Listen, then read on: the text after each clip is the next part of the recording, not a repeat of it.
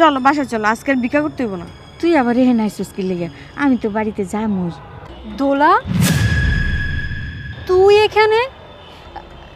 তুই এই মহিলাকে মা বলে ডাকলি, তার মানে কি উনি কি তোর মা?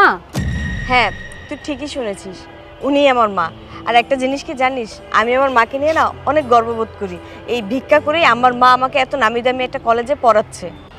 আচ্ছা শোন, আমি সব শুনছি, আমার সব বোঝা হয়ে গেছে। এখন আমি তোকে কি বলে তুই সেটা শুন।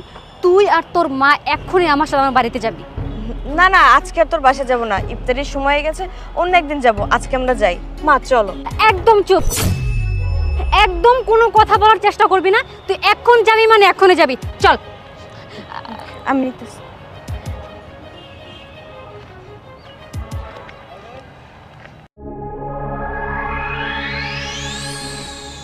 দেখছিস মা, কত বড় বাড়ি,